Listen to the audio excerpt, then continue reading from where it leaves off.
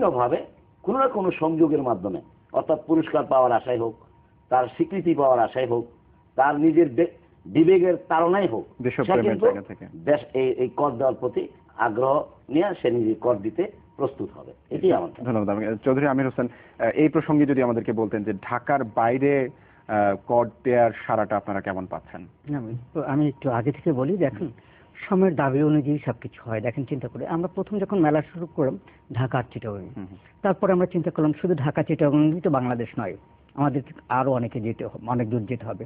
আমরা এবার সকল বিভাগীয় শহরে করেছি সপ্তাহব্যাপী, জেলা পর্যায়ে করছি সপ্তাহে 4 দিন, এবং ইভেন যে আছে আমাদের 3টা পার্বত্য ডিস্ট্রিক্ট আছে, রাঙামাটি, খাগড়াছড়ি, বান্দরবান, সেখানেও কিন্তু মোবাইল মেলার ব্যবস্থা করেছি আর কি। তা আমরা তো সবার দাবি অনুযায়ী প্রথমে কেউ চিন্তা করেছে আয়কর নিয়ে মেলা হওয়া সম্ভব, আয়কর তো একটা নিরল বিষয়। আমরা অনেক চিন্তা করেছি যে আমরা কিন্তু আয়কর সপ্তাহ পালন করি নাই, আয়কর মেলা করছি। কারণ মেলা শব্দের সাথে গ্রামীণ সমাজ বলেন, উপজেলার লোকজন বলেন, শহরের লোকজন বলেন, একটা আত্মার টান আছে। আমরা শব্দটাকে ধার করেছি।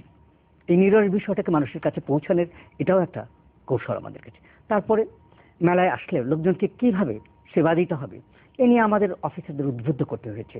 আমরা মনে করি যে এখন দেখেন মেলায় আসলে, মেলায় আজকেও আমি মেলায় দেখছি প্রচুর লোকজন বলছে মেলাটাকে বাড়িয়ে দেওয়া উচিত, সময়টাকে বাড়িয়ে দিতে।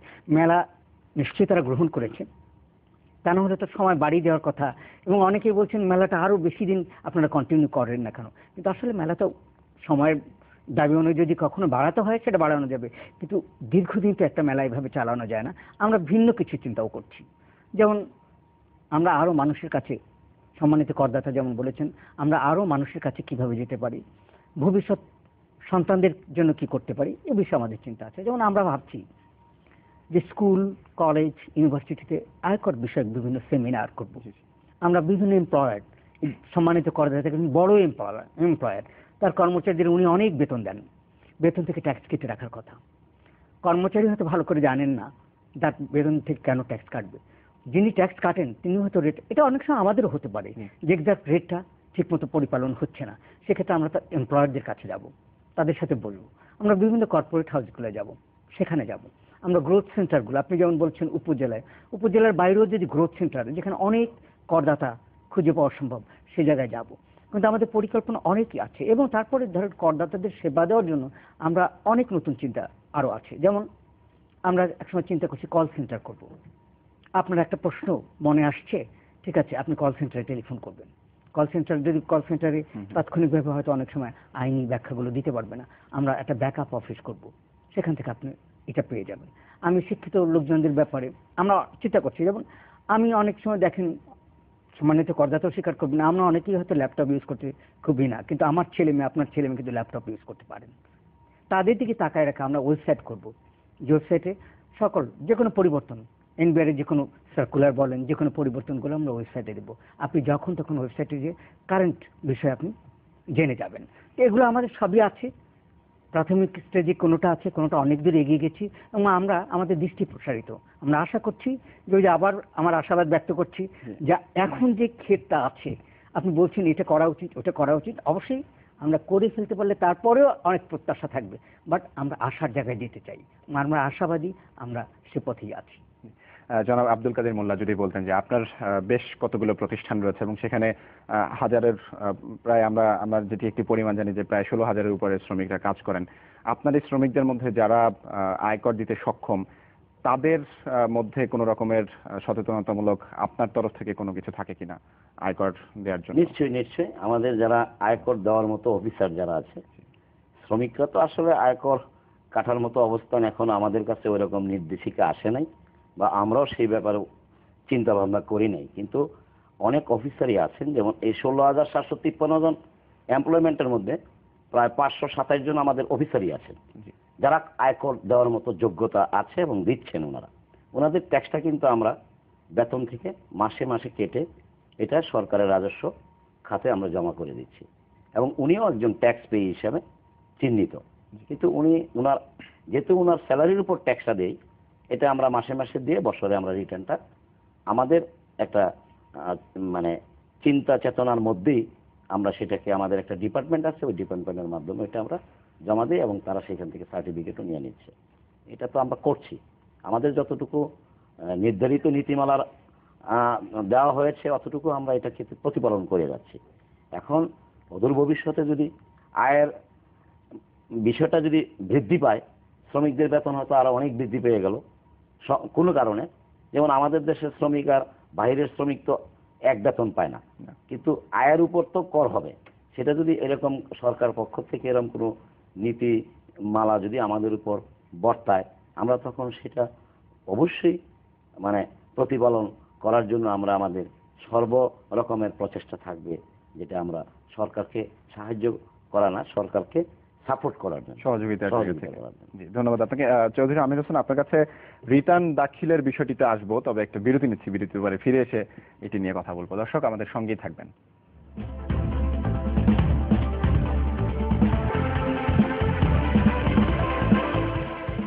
বিরতির পর আবারও স্বাগত আমাদের প্রাসঙ্গিকে। কথা বলছিলাম আজকে করদাতার মর্যাদা এবং আয়কর বিষয়টি নিয়ে। আমাদের সঙ্গে রয়েছেন এনবিআর সদস্য চৌধুরী আমির হোসেন, রয়েছেন আব্দুল কাদের মোল্লা। আমির হোসেন, যদি বলতেন রিটার্ন দাখিল প্রসঙ্গে আপনার কাছে প্রশ্নটি রেখেছিলাম বিরতির আগে। রিটার্ন দাখিল নিয়ে এনবিআর এর তরফ থেকে আপনাদের কি ধরনের ব্যবস্থাপনা রয়েছে? দেখুন, প্রতি বছর রিটার্ন দাখিলের একটা বিধিবদ্ধ সময়সীমা থাকে। নর্মালি আমরা 30শে সেপ্টেম্বর অবধি সবার ব্যক্তিগত করদাতাদের রিটার্ন দাখিলের সময়সীমা 30শে সেপ্টেম্বর। বিভিন্ন কারণে আপনি চলমান বাস্তবতা চারিদিকে তাকালেই বুঝবেন যে অনেক সময় আমাদের সময়টা বাড়িয়ে দিতে হয়। যেমন কদিন পরেই ঈদ, এরপরে আসে পূজার ব্যাপারটা, তো মানুষ তো এদিকে ব্যস্ত থাকবে, রিটার্ন তৈরি করতে তো একটু সময় লাগে। একটা লোক ব্যবসা করলে তার অনেক হিসাবের ব্যাপার আছে, যার জন্য সবকিছু বিবেচনা করে আমরা সময়টা বাড়িয়ে থাকি। আর যারা রিটার্ন দেন তাদের তো ওয়েলকাম করি, রিটার্ন যারা দেন না তাদের ব্যাপারে আমাদের আইনানুগ কী কী ব্যবস্থা আমরা নিতে পারি সে বিষয়টা আমরা অবহিত করি। অনেক সময় পত্রিকায় বিজ্ঞাপন দিয়ে বা বিভিন্ন সার্কেল, আমাদের যে করাদের বেসিক ইউনিট আমরা বলি কর সার্কেল থেকে তাদেরকে জানানো হয়, বিভিন্ন ধরনের নোটিশ দেওয়া হয় যে, এবং দিয়ে জানানো হয় যে আপনার রিটার্ন কারণে রিটার্ন না দিলে কি কি ব্যবস্থা নেওয়া যায় আইনি, সেই বিষয়গুলো জানানো হয়। তারপরে যারা ফেল করে তাদের জন্য তো আইনানুগ ব্যবস্থা নেই। আর ইতিমধ্যে আরেকটা বিষয় আছে যে আপনি হয়তো সময় মতো দিতে পারলেন না রিটার্ন, আপনি তখন সময়ের আবেদন করতে পারেন যে আমি এই কারণে রিটার্ন দিতে পারিনি। আমাদের উপকর কমিশনার যাদেরকে বলি তিনি সময় বাড়িয়ে দিতে পারেন। হয়তো আপনার ব্যক্তিগত আরেকটা অসুবিধাও থাকতে পারে যে ওই সময়ের মধ্যেও আপনি পারলেন না, একেবারে যৌক্তিক কারণ ব্যাখ্যা করে আপনি আবারও সময় বাড়িয়ে দিতে পারেন। সেক্ষেত্রে ডিসিটি নিজে বাড়িয়ে দিতে পারবে না, তার ঊর্ধ্বতন কর্তৃপক্ষের অনুমোদন সহ সময়টা বাড়িয়ে দেন। এভাবে আমরা বিভিন্নভাবে রিটার্ন পাওয়ার জন্য এনবিআর থেকে বিভিন্নভাবে করদাতাদের অবহিত করা হয়, বিভিন্ন জোন থেকে অবহিত করা হয়, সার্কেল থেকে অবহিত করা হয়, এবং তারপরে যারা ফেল করে তাদের জন্য তো আইনানুগ ব্যবস্থা গ্রহণ করার দ্বারা আমাদের খোলাই থাকে এবং সেই ব্যবস্থা নেওয়া হয়। জি, আব্দুল কাদের মোল্লা, যদি বলতেন যে আমাদের দেশে অনেকের মধ্যেই দেখা যায় যে কর ফাঁকি দেওয়ার এক ধরনের একটা প্রবণতা কাজ করে, তো এই বিষয়টিকে আপনি কিভাবে দেখেন? কর কম দেওয়া, কর ফাঁকি দেওয়া, এই বিষয়টি আমি বুঝতে পারছি না যে যিনি করেন উনি ওনার নিজের দায়িত্ব থেকে অনেক দূরে চলে যান, এটা বুঝি আমি। প্রত্যেকটা মানুষেরই একটা যেহেতু আমরা এই দেশের নাগরিক, একজন নাগরিক হিসেবে আমার একটা দায়িত্ব কাজ করছে যে এই দেশের পরবর্তী প্রজন্ম, সমাজ, জাতি, দেশকে স্বাবলম্বী করতে গেলে এখানে আমি ফাঁকি দিয়া আমি থাকবো বা আমি কর কম দিব, আমার মনে হয় এই প্রবণতায় কে আছে কে নাই আমি জানি না। তবে যিনি আছেন উনি খুব একটা ভালো কিছু করতে পারবেন বা ভালো আগাইতে পারবেন, এটা ব্যবসায়ী হোক আর ব্যক্তিগত জীবনে হোক, এটা আমি নিজে এটা বিশ্বাস করি না। কারণ কাউকে ঠগায় কেউ সামনে যাইতে পারে না, আল্লাহ সরকারই হোক আর ব্যক্তি হোক বা কোনো সংস্থাই হোক, যে বেশি অন্য মানে কোনো অংশীদারকে অর্থাৎ পার্টনারকে আপনি যদি ঠগান বা আপনার কাছে যে পাওনা তাকে ঠগায় তো আপনি উপরে যাইতে পারবেন না, আপনি খুব একটা ভালো কিছু করতে পারবেন না, আপনি যেখানে আছেন ওইখানেই থাকবেন। কাজে আমি মনে করি কেউ কর কম দেয়, কেউ কম কর ফাঁকি দেয়, এই বিষয়টা আমার কাছে প্রচলিত বা আমার কাছে খুব একটা গ্রহণযোগ্য বলে মনে হয় না, আমি এটা বিশ্বাস করি না। তবে থাকতে পারে যারা ব্যবসা করে, ব্যবসায়ী যারা, তাদের অনেক ধরনের সুবিধা অসুবিধা থাকতে পারে। এক বছর হয়তো প্রফিট মার্জিন বাড়ে, এক বছর হয়তো কমে, আমাদের অনেক অস্থিরতা থাকে, অনেক বাধা বিপত্তি থাকে, কোনো বছরে হয়তো একটু বেশি আয় করা যায়, কোনো কোনো বছরে হয়তো একটু না। আর যদি কেউ করে থাকেন, এটা উনি ওনার বিবেকের আদালতে উনি ওইখানেই অপরাধী, যেহেতু জাতিকে ঠগাচ্ছে, সমাজকে ঠগাচ্ছে, দেশকে ঠগাচ্ছে। এটার জন্য আমি মনে করি উনি নিজেই দায়ী থাকবেন একসময়। জি। চৌধুরী আমির হোসেন, আমাদের দেখি যে এখনো টিআইএন ধারীদের সংখ্যা অনেক কম, তো সেই ক্ষেত্রে সবাইকে করের আওতায় নিয়ে আসার জন্য এনবিআর এর পক্ষ থেকে আপনাদের কোনো উদ্যোগ আছে কিনা আরো সামনে? আমরা যে উদ্যোগগুলোর কথা ইতিমধ্যে আলোচনা করেছি, এটা তো করদাতা বৃদ্ধির ব্যাপারই। টিআইএন ধারীদের সংখ্যা কিভাবে বাড়ানোর জন্য? তারপরে আপনি দেখেন আমাদের সার্বক্ষণিকভাবে জরিপ কার্যক্রম আমরা পরিচালনা করি। বিভিন্ন, আপনি তো জানেন, বিভিন্ন এই ঢাকা শহর বা বিভিন্ন বাংলাদেশ থেকে বিভিন্ন কর অঞ্চলে ভাগ করা হয়েছে। এই কর অঞ্চলগুলোর নিচ থেকে বিভিন্ন তার জুরিডিকশনে তাদের ইন্সপেক্টর পাঠিয়ে খোঁজ নেন, এবং প্রতিটি গ্রোথ সেন্টার বলেন, মার্কেট বলেন, যেখানে কার টিআইএন আছে, কার টিআইএন নেই, এদের তথ্য সংগ্রহ করেন। যাদের টিআইএন নেই তাদের টিআইএন ভুক্ত করার জন্য প্রয়োজনীয় ব্যবস্থা গ্রহণ করেন। দেশের বাইরে বলছি ঢাকা শহরের বাইরে একই রকম ভাবে জরিপ কার্য পরিচালনা করা হয়। তারপর বিভিন্ন তথ্য তো আমরা পেয়ে থাকি, বিভিন্ন তথ্য ধরেন পত্রিকা আসতে পারে, বিভিন্ন সেই তথ্য অনুযায়ী যদি দেখি যে একজন লোক ভালো ব্যবসা করছেন অর্থাৎ টিআইএন, সেখানে তো আমরা ব্যবস্থা গ্রহণ, আইনানুগ ব্যবস্থা আমরা গ্রহণ করে থাকি। আইনে যে ব্যবস্থাগুলো নেওয়ার কথা বলা আছে, আমরা প্রত্যেকটা দিকেই বিবেচনায় রাখি এবং করদাতা বাড়ানোর জন্য সবসময় আমরা সচেষ্ট আছি। জি। আব্দুল কাদের মোল্লা, আপনি একজন ব্যবসায়ী, আপনি নিয়মিত কর দেন, কিন্তু পাশাপাশি আপনার বিশেষ করে সেবামূলক এবং উন্নয়নমূলক অনেক কাজের কথা আমরা জানি। আপনার একটি কলেজ রয়েছে যেটি পরপর 3 বার দেশ সেরার মর্যাদা পেয়েছে। তো প্রতিষ্ঠান গড়ার ক্ষেত্রে, এরকম সেবামূলক প্রতিষ্ঠান গড়ার ক্ষেত্রে আপনার আরো কোনো রকমের পরিকল্পনা রয়েছে কিনা সামনে? এটা সুন্দর প্রশ্ন করেছেন। আসলে এই আমার একটি কলেজ না, আমি অনেকগুলি বহুবিধ শিক্ষা প্রতিষ্ঠান আমার হাত দিয়ে গড়া। কলেজ আপনার দেশ সেরা হয়েছে, মানে এটা আমার নামীয় কলেজটি হয়েছে। এটা ওই 3 বার তো সেকেন্ড হয়েছে। কলেজটির জন্ম যেদিন থেকে শুরু হয়েছে 2006 সালে, 8 সালের পরীক্ষায় মাত্র একটি ছেলে ফেল করেছে। বাকি 2009 থেকে শুরু করে 14 পর্যন্ত 3 বার ধারাবাহিকভাবে দ্বিতীয় স্থান অধিকার করেছে রাজুকের সাথে। সারা বাংলাদেশেও 2 বার দ্বিতীয় স্থান অধিকার করেছে। বাকি সবসময় টপ 10 এর মধ্যেই কলেজটি তার স্থান দখল করে নিয়েছিল। এটা আমার নামীয় কলেজ। আর আপনি যে প্রশ্নটি করেছেন যে আমার এই বিষয় নিয়ে আরো কোনো পরিকল্পনা আছে কিনা, হ্যাঁ, নিশ্চয়ই তো আমাদের পরিকল্পনা আছে। কারণ আমি একজন ব্যবসায়ী, ব্যবসায়ীদের ধর্ম থাকে মুনাফা করা, আর আমি একটু ব্যতিক্রমধর্মী হিসেবে কাজ করি। এটা আমার নৈতিক দায়িত্ব থেকেই করি, কারণ এটা আমার বাবার শিক্ষা ছিল যে তুমি যদি একটু ভালো চলতে পারো বা তোমার যখন চলার অবস্থানটা নিশ্চিত হয়ে যাবে, তুমি পারলে মানুষের জন্য কিছু করবা।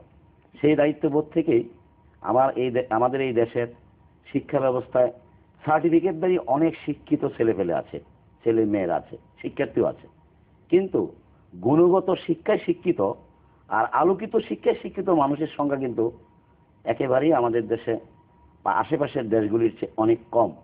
যার জন্য আমরা কিন্তু অনেকটা পিছিয়ে আছি।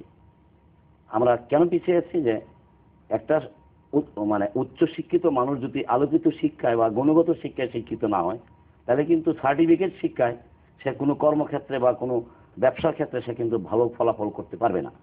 সেই দৃষ্টিকোণ থেকে একজন ব্যবসায়ী হিসাবে আমার সামাজিক দায়বদ্ধতার থেকে, বাবার সেই উদ্বৃত্তির থেকে আমি আমার নিজেকে এই শিক্ষাঙ্গনে আমি এই আমার নামীয় স্কুল, আমার নামীয় কলেজ, আমার নামীয় বিভিন্ন প্রতিষ্ঠান, শিক্ষা প্রতিষ্ঠানমূলক বিভিন্ন কাজে ইতিমধ্যেই জেলার প্রায় ম্যাক্সিমাম শিক্ষা প্রতিষ্ঠানে আমার কন্ট্রিবিউশন আছে, অনুদান আছে। অনেক ধর্মীয় প্রতিষ্ঠানে আমার অনুদান আছে। তাছাড়া আমি চেষ্টা করছি যে কিভাবে একটা সুন্দর আদর্শ শিক্ষানগরী হিসেবে আমি যদি শুরু করি, তাহলে আমার জেলাটাকে আমি টার্গেট করছি যে এই নরসিংদী জেলাটাকে দিয়েই আমি শুরু করব। ইতিমধ্যেই তার সারা আমরা পাচ্ছি যে নরসিংদীর অনেক শিক্ষা প্রতিষ্ঠান প্রতিযোগিতামূলক অন্যান্য শিক্ষা প্রতিষ্ঠানের সাথে তারা কিন্তু বিভিন্ন জায়গায় ভালো করছে। যখন আমরা শুনি যে ভালো করছে, তখন আমরা যে এইখানে যে সামাজিক দায়বদ্ধতা থেকে যে ইনভেস্ট আমরা করছি, সেটার রিটার্নটা কিন্তু আমরা সাথে সাথেই পেয়ে যাচ্ছি, এবং তাতে আনন্দ লাগে যে আমি অন্য কিছু করতে না পারলেও আমি কিছু ভালো মানুষ তৈরি করে দিতে পারছি।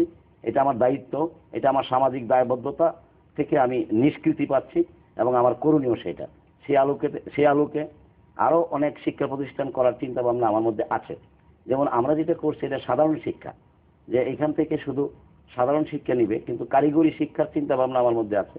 আরেকটি বিষয়, ইতিমধ্যে আমরা কাজ শুরু করেছি, আমরা একটা মেডিকেল কলেজ করার কল্পনা ইতিমধ্যে আমরা কিন্তু জায়গা একর করে ফেলছি।